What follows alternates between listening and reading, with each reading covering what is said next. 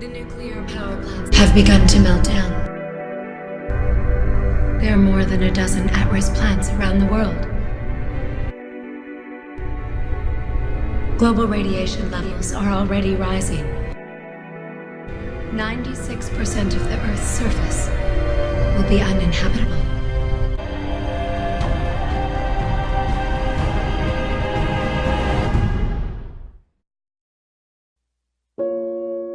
For all its faults, Earth is really beautiful. I don't understand. You let this happen. How many of us have to die? No one wanted this. Want's got nothing to do with this. The death wave comes in 24 hours. I'm Maggie. I'm Tyler. We're going to talk to you about why nuclear power is a bad idea.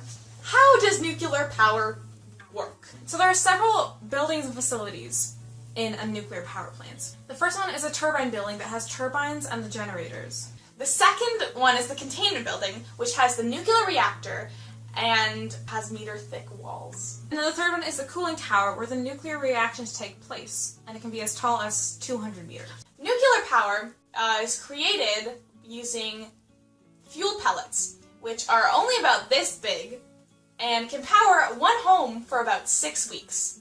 They are made of uranium or plutonium. So these nuclear pellets are then put into fuel rods, which are put into fuel assemblies, which are then put into a big fuel tank. A lot of protection from radiation.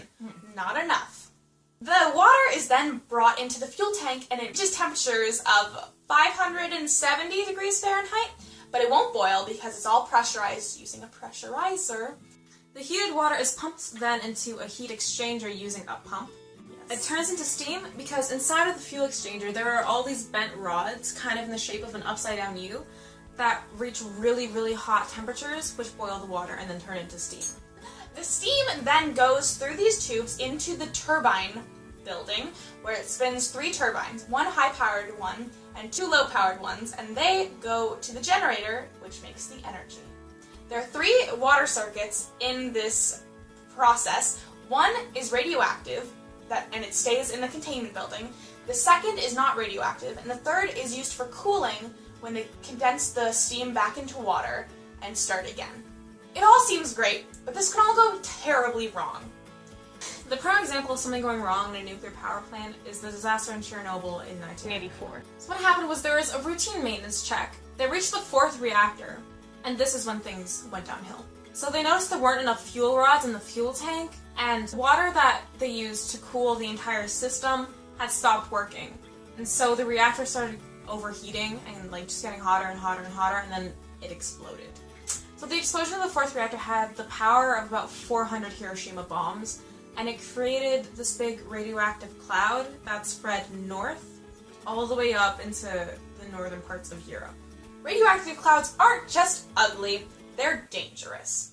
If you come in contact with a radioactive cloud, you're going to get radiation poisoning, which is just about as bad as it seems. In low doses, you can experience nausea, vomiting, any symptoms you would experience with low blood count, which is like anemia. So that would be shortness of breath, palpitations, dizziness, fatigue, decreased energy.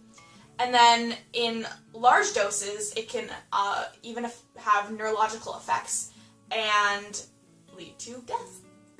This is all treated by blood transfusions, bone marrow transfusions, and antibiotics. It can also lead to seizures, changes in your skin, such as irritation, pigmentation, permanent hair loss, blisters, ulcers. You can also get cancer, and it can damage your DNA and have chromosomal abrasions. This is something that can happen long term if some power plants aren't taken care of properly, is they can melt. And what happens when they melt is they create this big wave of radiation, almost kind of resembling a radiation cloud, and it has the same effects. It damages wildlife in the nature, and it wipes out populations, it destroys houses, and then you're left with an area that can't be populated for 100, 200 years, depending. The only real way to deal with a reactor melting down is to build a big concrete dome over it. The problem is they only last for about 100 years, which is not that helpful, because are we just supposed to keep building dome after dome after dome on top of it? And what happens when someone forgets to build the dome after 100 years? That dome is an actual event that happened after Chernobyl. Is they paved over the entire building where the explosion was, and then they proceeded to build a big dome over it that's 110 meters high and can fit a ship the size of the Titanic. And it's supposed to finish construction this year. In conclusion, it's not worth it. The damages to the environment and our health and ecosystems and everything is not worth it. So as a finishing statement, don't use nuclear power. Thank you for listening. Bye-bye. Bye.